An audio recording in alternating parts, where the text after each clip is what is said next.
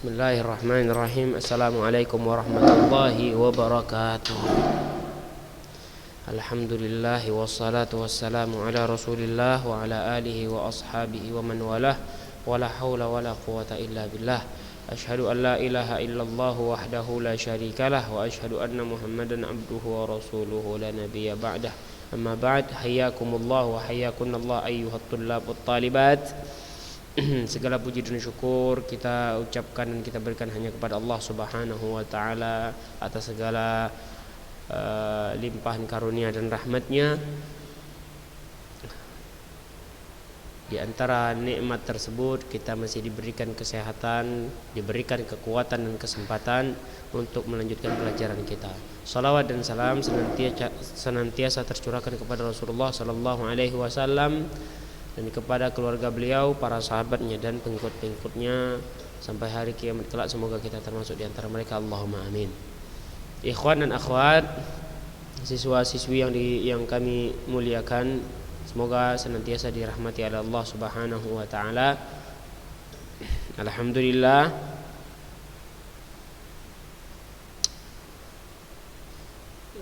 pada hari ini kita akan melanjutkan kembali pelajaran fikih kita, khususnya di permasalahan qada'ul hajah, permasalahan atau bab buang hajat serta adab-adabnya.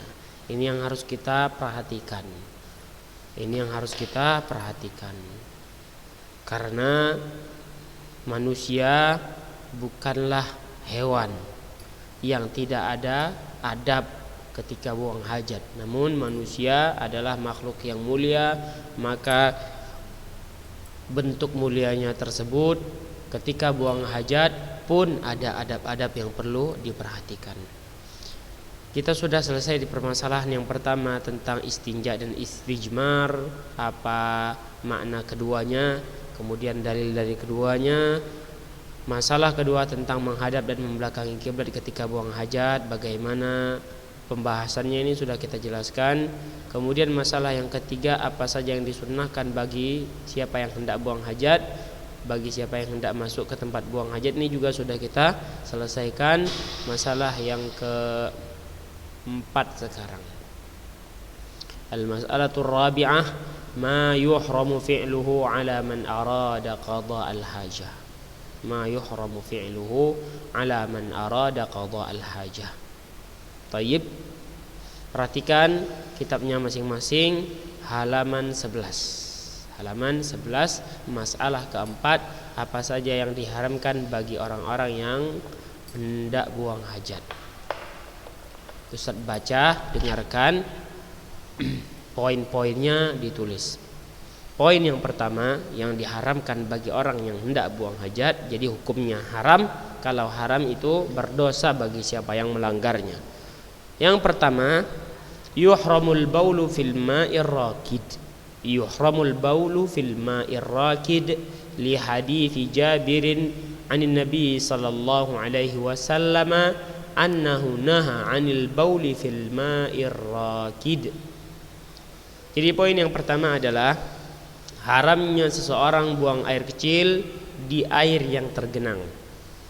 Haramnya bagi seorang buang air kecil di air yang tergenang. Mengapa?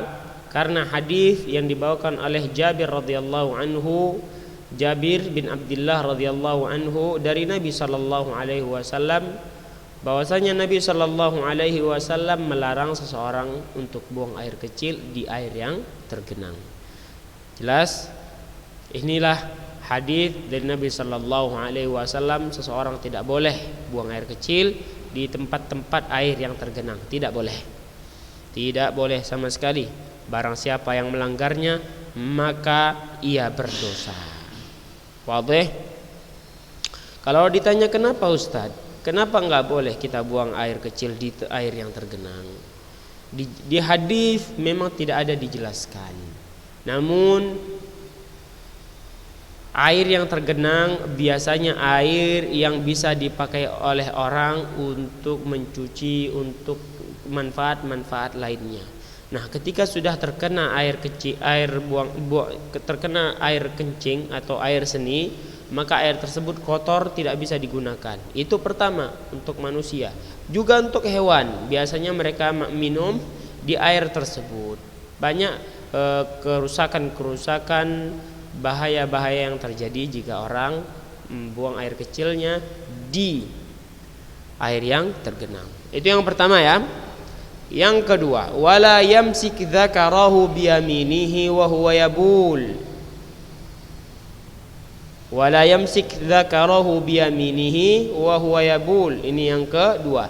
Dan tidak boleh seseorang memegang kemaluannya dengan tangan kanan ketika dia buang air kecil. Tidak boleh seseorang menyentuh ataupun memegang kemaluannya dengan tangan kanan ketika dia sedang buang air kecil. Tidak boleh. Tidak boleh. Wala, itu yang kedua. Yang ketiga, wala yastanji biyamini, dan tidak boleh dia cebok dengan tangan kanan pula. Tidak boleh beristinja dengan tangan kanan yang sama, enggak boleh. Yang kedua, tidak boleh menyentuh kemaluan dengan tangan kanan ketika buang air kecil. Yang ketiga, tidak boleh cebok atau beristinja dengan tangan tersebut. Dalilnya liqauli sallallahu alaihi wasallam, idza bala ahadukum fala ya'khudanna dzakarahu biyaminihi wala yastanji biyaminih. Apabila salah seorang kalian buang air kecil, maka janganlah ia memegang kemaluannya dengan tangan kanan ketika dia buang air kecil tersebut. La yajuz, tidak boleh.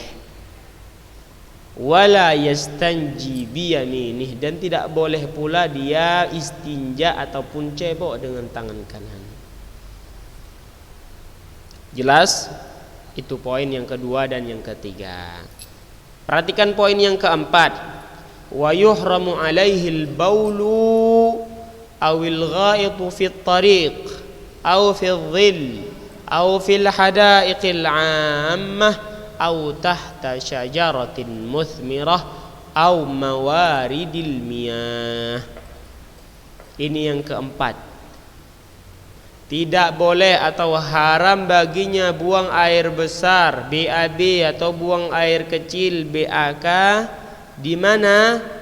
Di jalan yang dilalui oleh manusia, au fil dhil atau di bawah naungan, au fil hadaiqil 'ammah di tempat-tempat umum atau di taman-taman umum, au tahta syajaratin muthmirah atau di bawah pohon yang berbuah, au mawaridil miyah atau di sumber-sumber air atau sumber mata air. Ini jelaskan, itu jelas tempatnya itu. Haram bagi seseorang BAB atau BAK di tempat-tempat sebagai berikut. Yang pertama, di jalan yang dilalui oleh manusia, au fil dhil atau di bawah naungan.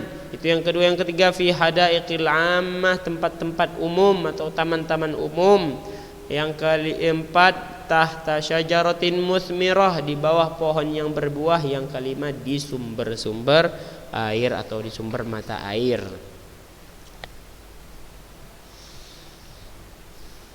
Kenapa? Lima rawa Mu'adz qala Rasulullah sallallahu alaihi wasallam.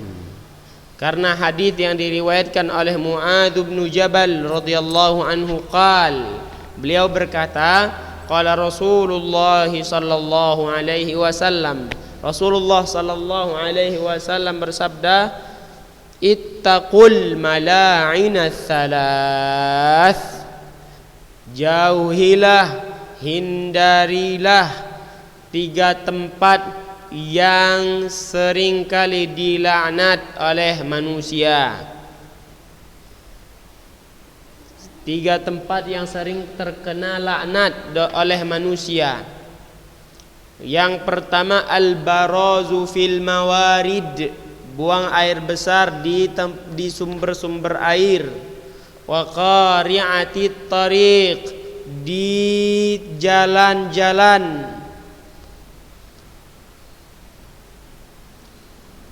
wadhil, di naungan, di bawah naungan. Ini 3 tempat. Kenapa ini 3 tempat yang sering dilaknat oleh manusia? Maksudnya apa? 3 tempat ini jika seseorang buang air besar ataupun buang air kecil di tempat-tempat tersebut, maka manusia pasti rata-rata melaknat orang itu.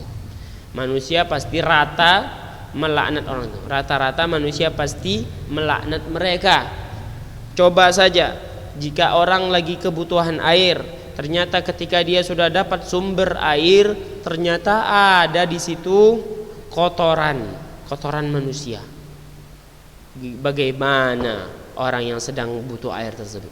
Langsung pasti memaki, melaknat siapa yang buang air besar atau buang air kecil di tempat tersebut. Iya. Atau di jalan, misalnya manusia lagi jalan senang-senang, ternyata tepijak dia kotoran manusia. Dia langsung mungkin spontan atau tidak, dia akan melaknat orang yang buang kotoran di situ. Atau di bawah naungan, orang lagi kepanasan, butuh berlindung di bawah naungan agar tidak kepanasan, ternyata ada kotoran di situ. Itu pasti mereka akan dilaknat oleh orang. Itu maksudnya. Makanya Nabi SAW perintahkan umatnya untuk menjauhi tempat-tempat tersebut ketika buang hajat. Harus. Kemudian hadis Abi Hurairah radhiyallahu anhu. Hadis yang dibawakan oleh Abu Hurairah radhiyallahu anhu, anna Nabi sallallahu alaihi wasallam qala, bahwasanya Nabi sallallahu alaihi wasallam bersabda, ittaqul la'anain.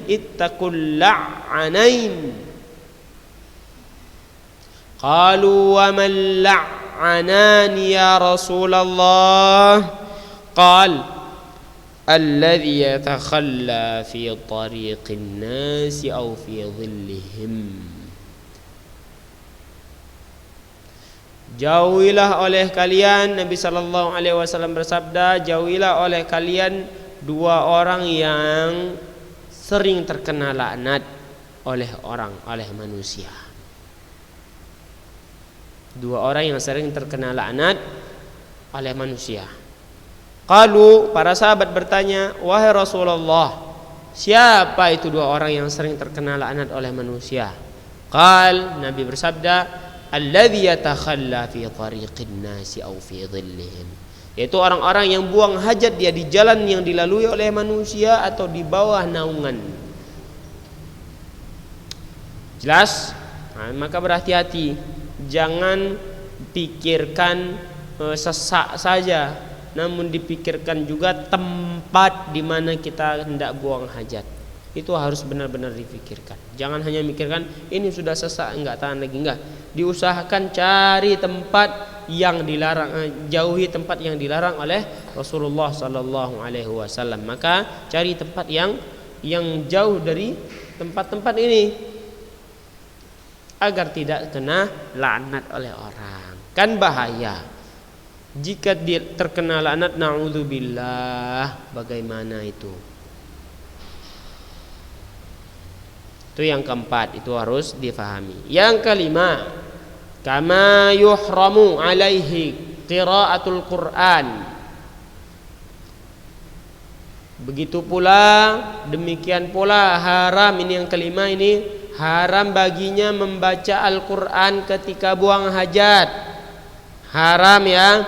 Maka jangan baca Al-Quran, entah karena kebodohan atau karena kerajinan, wallahu ta'ala alam, dia pakai baca Al-Quran di dalam ketika buang hajat. Naudzubillah, enggak boleh, haram.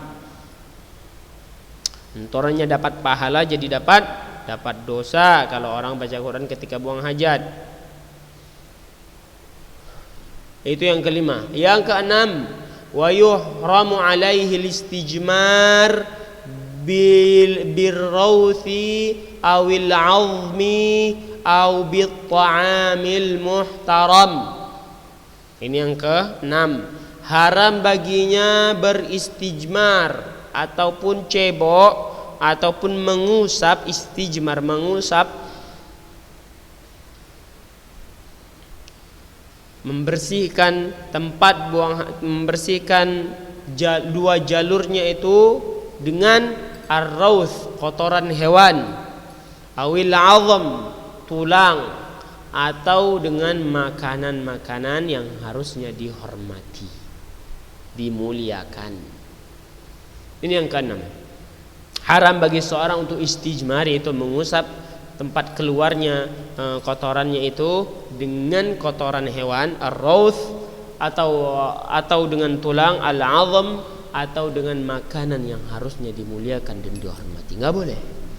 Nggak boleh membersihkan tempat keluarnya kotoran tersebut dengan benda-benda ini, dengan kotoran hewan. Ustaz, tentulah nggak mungkin kita bersihkan kotoran dengan kotoran, Ustaz.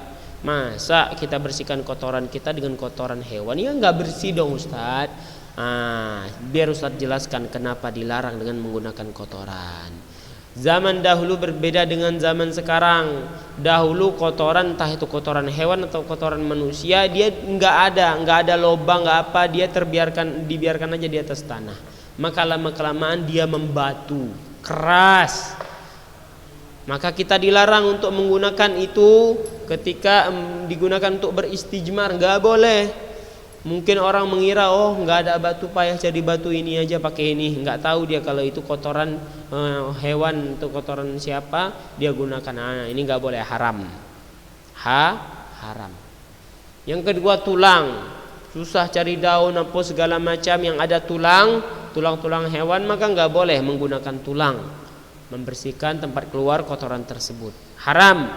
Kemudian dia cari nggak ada tulang, nggak ada kotoran, nggak ada batu, nggak ada daun segala macam, nggak ada, yang ada makanannya. Karena dia kaya, ya sudahlah dia pakai makanan itu. Contohnya roti, dia usap aja. Nggak boleh, ini haram.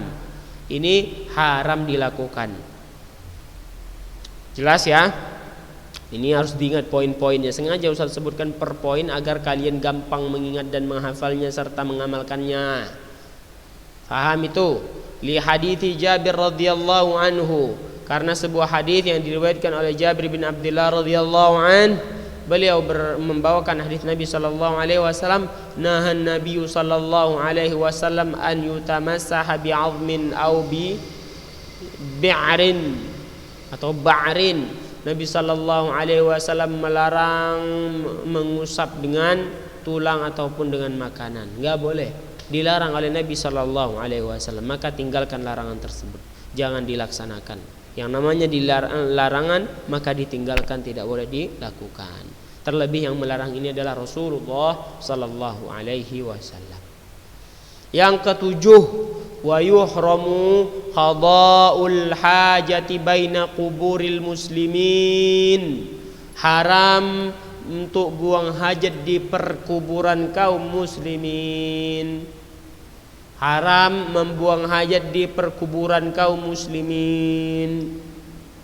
Dalilnya qala Nabi sallallahu alaihi wasallam, la ubali awasatul kuburi qadaitu hajati awasatas suq. Aku tidak akan pernah mau membuang hajat di perkuburan kaum muslimin atau di pertengahan pasar. Tidak boleh. Tidak boleh. Itulah 7 poin hal-hal yang diharamkan dari orang yang hendak buang hajat. Kalau sebelumnya tentang sunnah-sunnah apa saja yang dilakukan oleh orang yang buang hajat.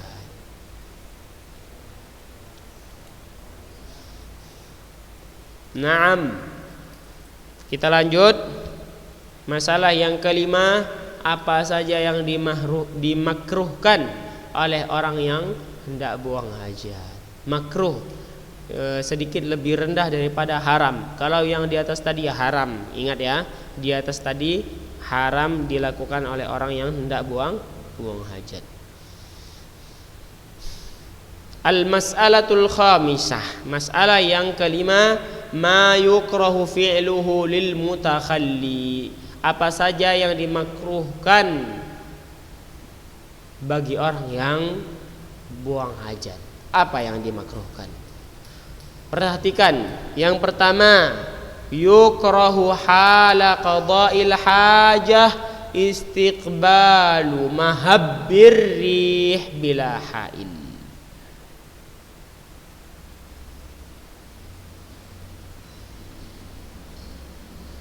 Makruh seseorang buang hajat, ketika buang hajat untuk menghadap hembusan angin tanpa penghalang.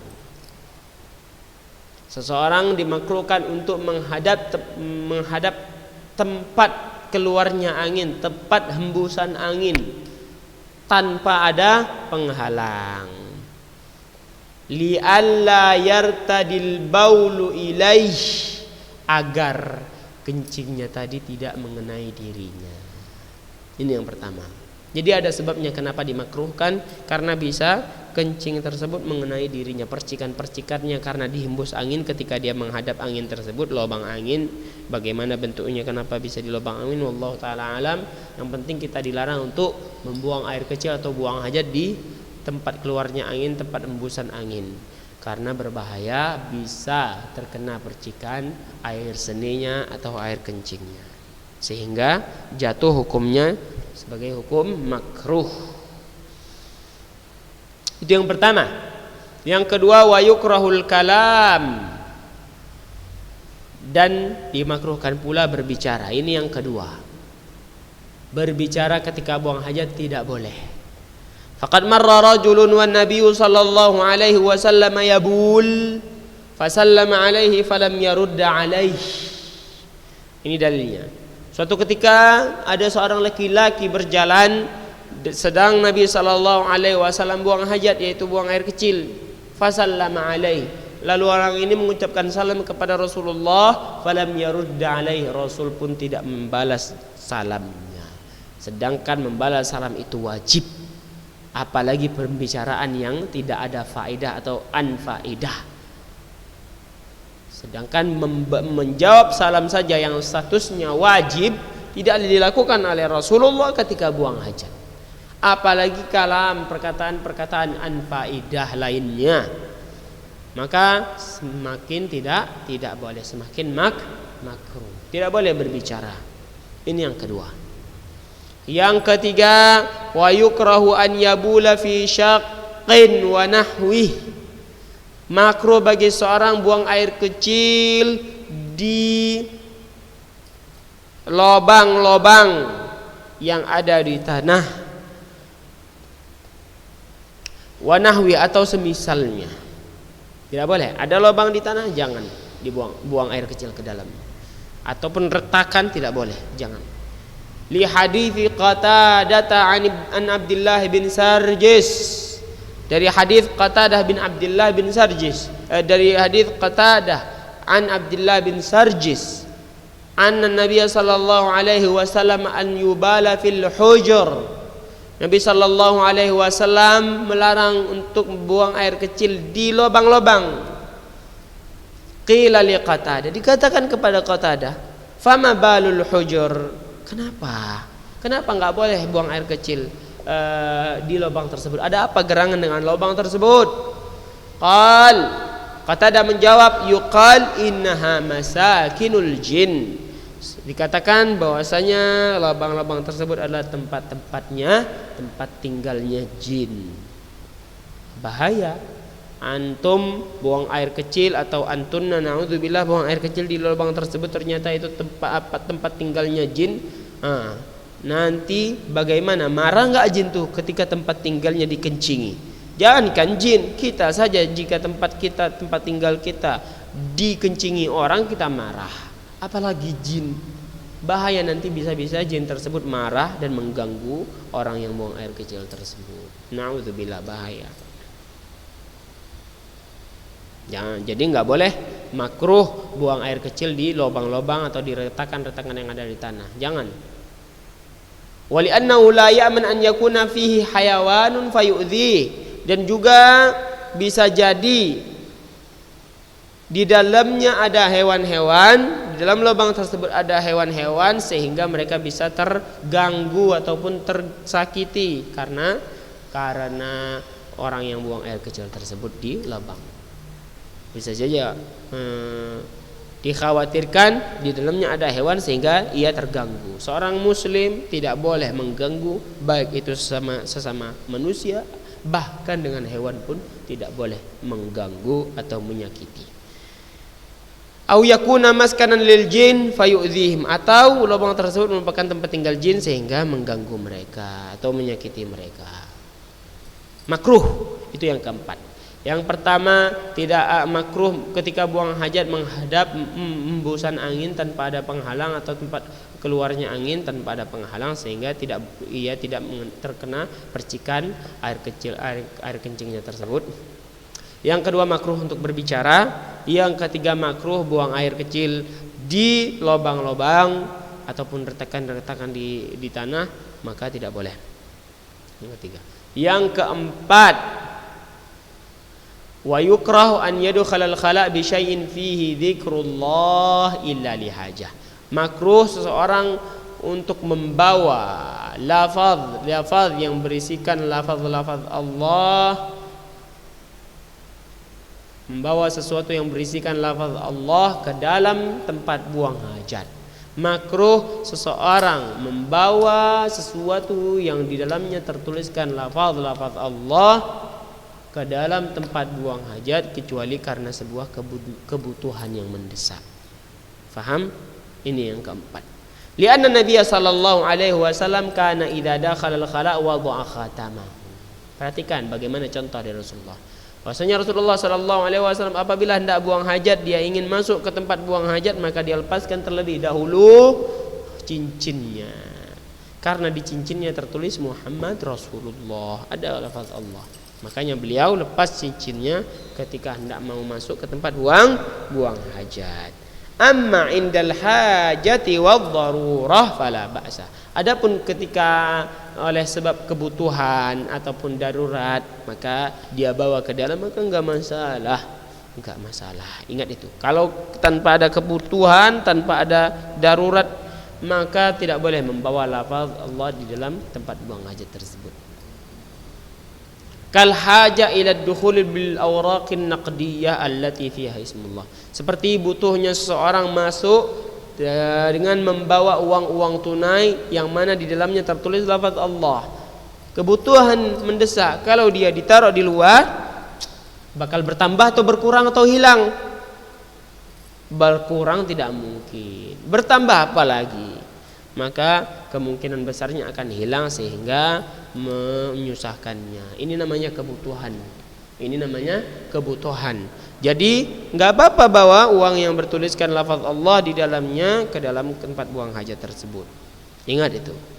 Fa innahu in tarakaha kharijan kanat 'urdatan li sariqati aw nisyan. Karena kalau dia tinggalkan di luar, maka bisa-bisa akan dicuri atau dia lupa membawanya kembali. Bisa dicuri atau dia lupa membawanya kembali. Itu yang keempat. Ini yang berikutnya, perhatikan ini terakhir. Amal mushaf fa innahu yuhramu ad-dukhul bihi sawa'un kana zahiran aw khafiyan li'annahu kalamullah wa huwa asyraful kalam. Li'annahu kalamullah wa huwa asyraful kalam wa dukhulul khala' bihi fihi naw'un minal ihanah. Adapun mushaf Al-Qur'an maka haram. Nah, ini masuk ke tambahan yang apa saja yang diharamkan. Kalau enggak salah tadi 7, berarti 8 dengan ini. Tambahkan, membawa mushaf ke dalam tempat buang hajat itu haram. Haram membawa mushaf Al-Quran ke tempat buang hajat, baik secara terang-terangan atau secara tersembunyi, tertutup, maka tidak boleh. Tinggalkan di luar Al-Quran tersebut. Kenapa? Li'annahu kalamullah wa huwa asyraful kalam, karena ia merupakan kalamullah dan dia adalah semulia-mulia perkataan kalam. Perkataan yang paling mulia yaitu kalamullah azza wa jal, Al-Quran, maka tidak boleh dibawa ke tempat buang hajat. Wa dukhulul khala' bihi fihi naw'un minal ihana. dan masuk ke tempat buang hajat dengan membawanya adalah bentuk penghinaan terhadap kalamullah, maka itu haram. Itu haram. Itu haram. Wallahu taala a'lam. Kita cukupkan sampai di sini. Wassallallahu wasallam ala nabiyina Muhammad wa ala alihi wa ashabihi ajma'in. طيب نسأل الله تعالى أن يرزقنا علما نافعا ورزقا طيبا وعملا متقبلا ونعوذ بالله من علم لا ينفع ومن قلب لا يخشع ومن نفس لا تشبع ومن دعوة لا يستجاب لها. Kita berdoa, doa kafaratul majlis. Subhanakallahumma wa bihamdika asyhadu an la ilaha illa anta astaghfiruka wa atubu ilaik. Assalamualaikum warahmatullahi wabarakatuh.